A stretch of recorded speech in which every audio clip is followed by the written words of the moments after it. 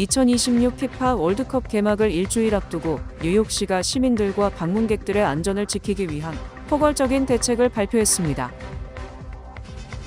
뉴욕시가 올여름 피파 월드컵과 미국 독립기념일, 미국 건국 250주년 기념행사 등 대형 이벤트를 앞두고 막대한 치안 비용 부담에 직면했습니다. 지난 24년 동안 뉴욕교 신장로교회에서 운영되어온 뉴욕 한인봉사센터 플러싱 경로회관이 새로운 보금자리로 이전합니다. 뉴욕주의회와 뉴욕시가 공립학교 학급당 학생 수를 줄이도록 한 법안의 시행 시한을 2년 연장하는 데 합의했습니다. 모두가 누릴 수 있는 권리, 바로 아름다움입니다. 키스는 누구나 더 쉽고 당당하게 자신의 아름다움을 즐길 수 있는 세상을 꿈꿉니다. 키스는 우리 모두의 미래가 더 아름답게 빛날 수 있도록 최선을 다할 것입니다. 당신의 아름다움의 모든 순간, 키스가 함께합니다. 한 선택이 모든 것을 바꿀 수 있습니다.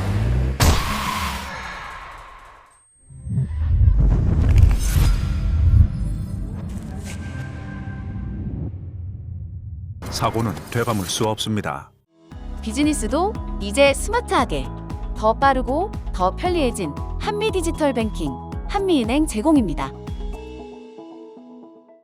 2026 피파 월드컵 개막을 일주일 앞두고 뉴욕시가 경기일마다 맨해튼 미드타운 일대 교통 통제를 강화하는 특별 대책을 발표했습니다. 캐시 호컬 뉴욕주지사와 조런 맘다니 뉴욕시장은 4일 기자회견을 열고 뉴욕과 뉴저지가 수년간 월드컵 개최를 준비해왔다며 성공적인 대회 운영에 자신감을 나타냈습니다.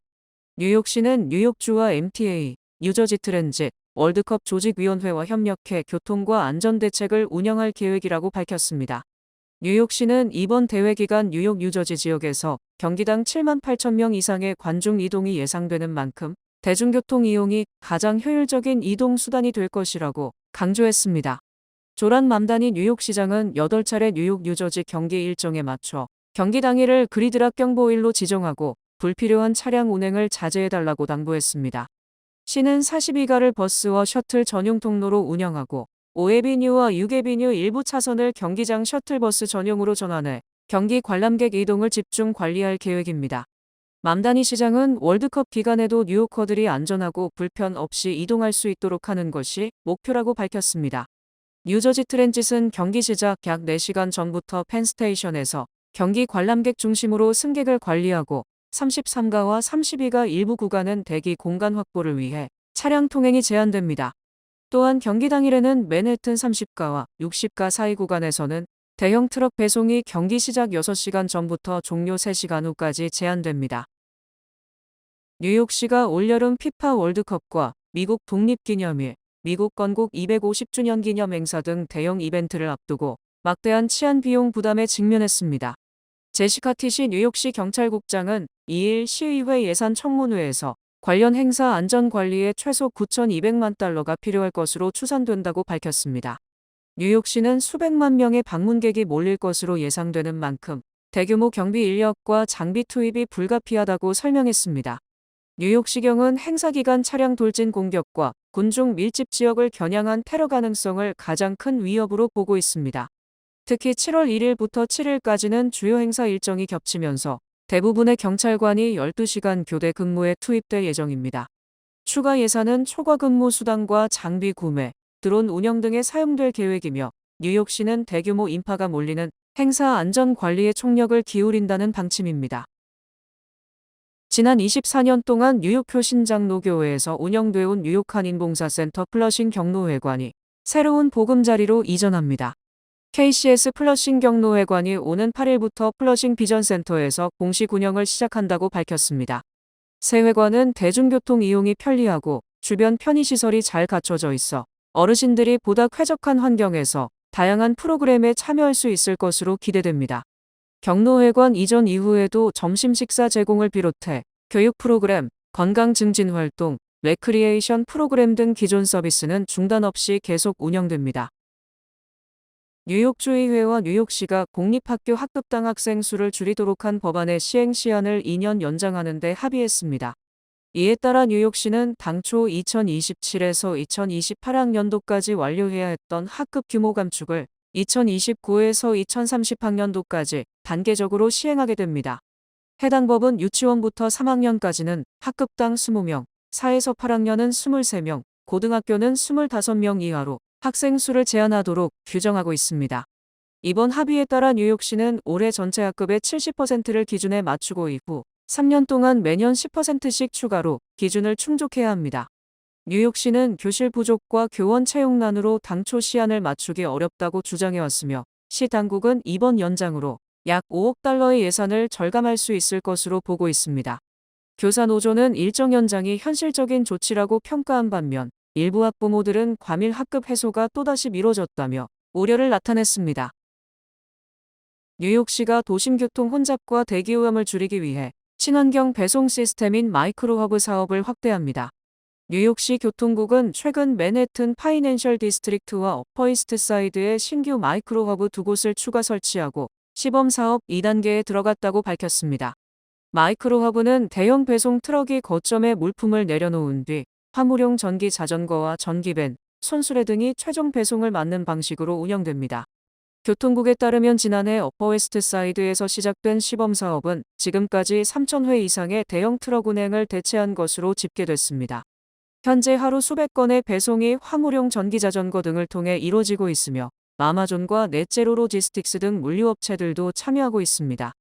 뉴욕시는 대형 트럭의 도심 진입을 줄이면 교통체증 완화는 물론 보행자 안전과 탄소 배출 절감 효과도 기대할 수 있다고 설명했습니다. 뉴욕시는 향후 총 36개 마이크로허브 설치를 목표로 사업을 확대할 계획이며 자전거 도로와 대중교통 접근성, 인구 밀도 등을 고려해 추가 대상지를 선정할 방침입니다. 1천만 이산 가족위원회 뉴욕지회가 민간 주도 대북소통 플랫폼 코리아링크 창립 기금 모금 행사를 개최했습니다. 지난 1일 플러싱 산수갑산토 식당에서 열린 이날 행사에는 원코리아범 국민연대 공동 상임대표를 맡고 있는 장만순 1천만 이산 가족위원회 위원장을 비롯해 케네스베 뉴코리아 파운데이션 대표, 서인택 통일을 실천하는 사람들 공동 상임의장 등이 참석해 강연을 펼쳤습니다. 김민수 1천만 이산 가족위원회 뉴욕지 회장은 이날 뉴욕과 뉴저지에서도 코리아링크 창립 기금 모금 활동을 활발히 전개해 나가겠다고 밝혔습니다. 오늘 이 자리에서 전해드릴 이산가족위원회 경과 보고는 앞으로 이산가족의 모두에게 큰 희망과 실질적인 도움이 될 것을 기대합니다. 원코리아범 국민연대가 추진하고 있는 코리아링크 사업은 통일방송 생태계를 지원하는 한편 북한 주민들에게 맞춘 통일 비전, 교양, 정보 등을 담은 고품질의 영상 제작과 뉴미디어를 활용한 송출이 중단되지 않는 인프라를 확보하는 목표를 두고 모금 활동을 벌이고 있습니다.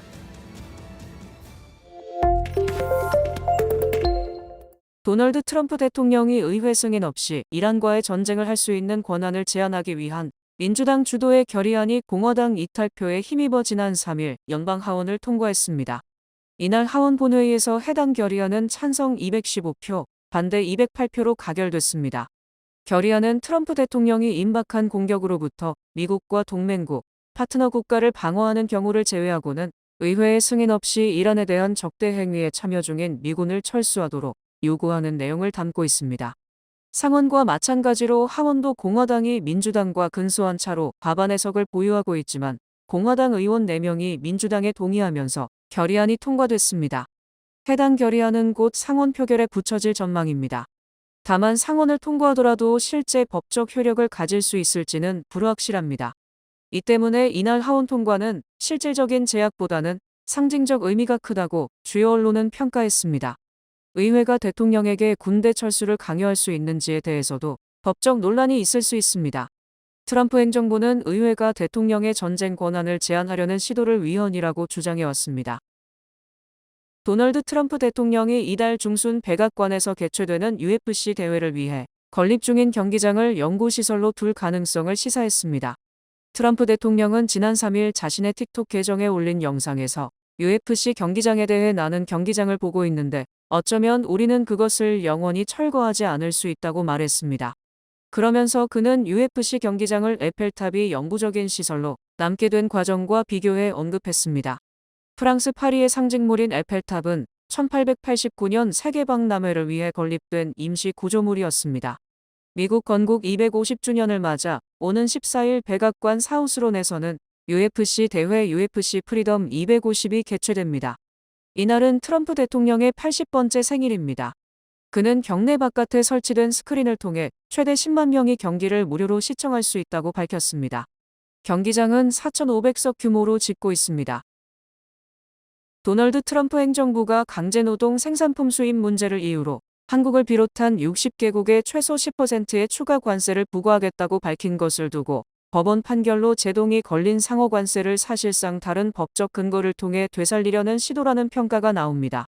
무역대표부는 지난 2일 한국 등 60개국의 강제노동 생산품 수입에 대한 무역법 301조 조사 결과를 발표하며 강제노동으로 생산된 상품에 대한 수입 금지를 부과하고 이를 효과적으로 집행하지 못했다며 10에서 12.5%의 추가 관세 부과를 제안했습니다.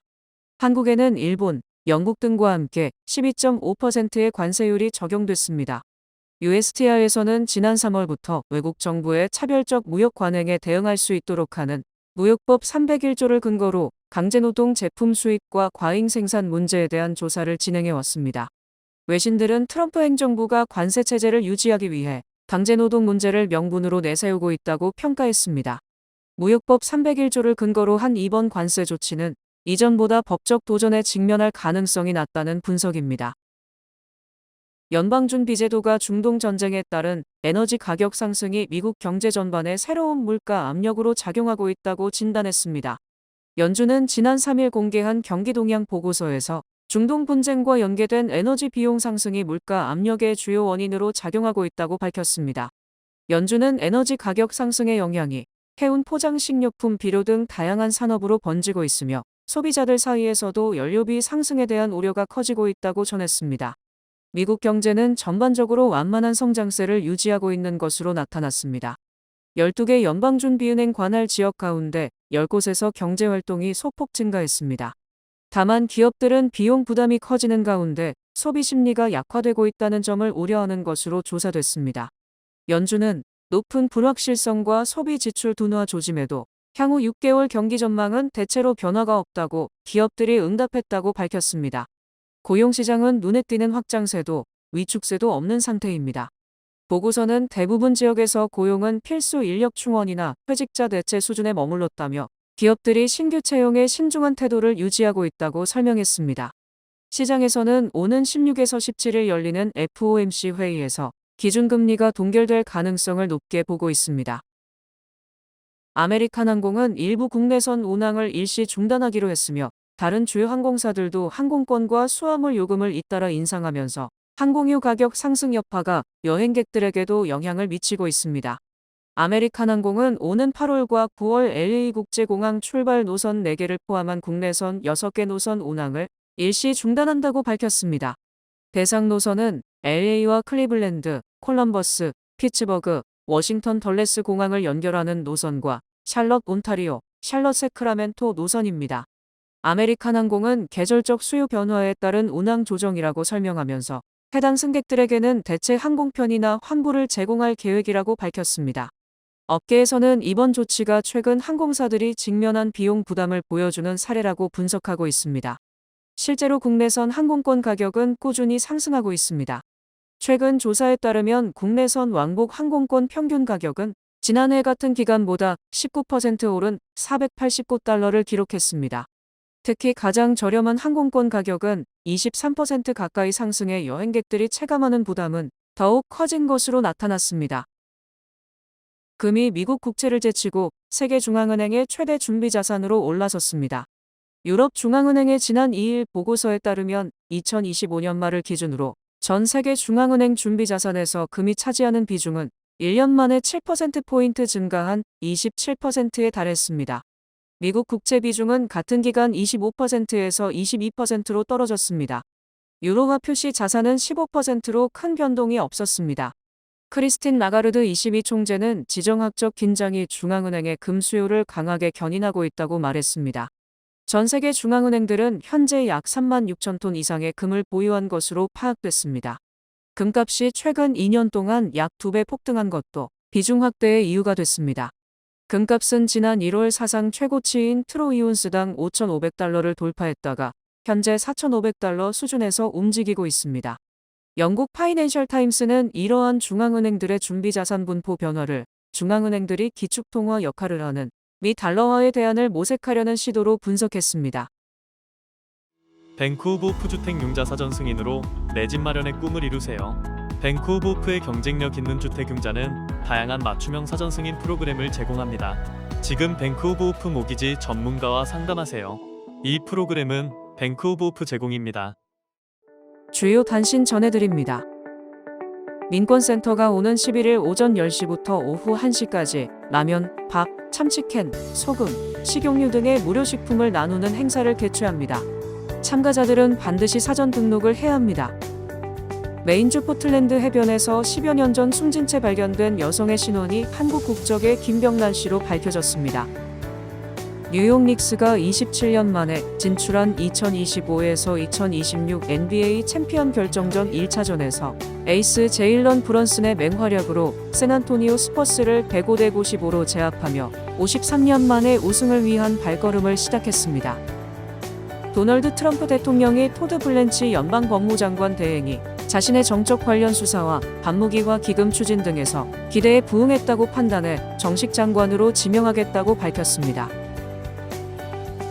연방노동부는 지난주 신규 실업수당 청구 건수가 22만 5천 건으로 한 주 전보다 1만 3천 건 증가했다고 4일 밝혔습니다. 샘 올트먼 오픈AI 최고 경영자 등 인공지능 업계 거물들이 연방의회에 AI발 생물학무기 제조를 막기 위한 규제를 도입하라고 촉구했습니다. 펩시코가 앞으로 미니 캔 제품을 출시해 소비자들이 적은 금액으로도 음료를 구매할 수 있도록 할 계획이라고 밝혔습니다. 6월 첫 번째 금요일인 내일 내셔널 도넛 데이를 맞아 던킨, 크리스피 크림, 팀 호튼스, 세븐일레븐 등 뉴욕시 곳곳에 도넛 전문점과 편의점들이 무료 증정 및 할인 행사를 진행합니다. 날씨 전해드립니다. 금요일인 내일은 대체로 맑겠습니다. 낮 최고 기온은 92도, 최저 기온은 74도입니다. 해 뜨는 시간은 5시 25분, 해지는 시간은 8시 24분입니다. 이상으로 주간 날씨와 세계 날씨 전해드립니다.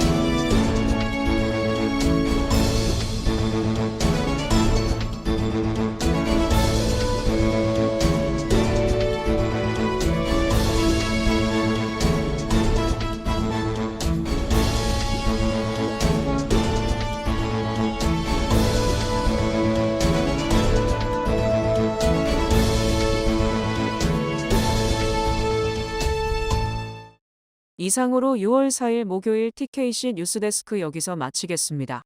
시청해주신 여러분 고맙습니다.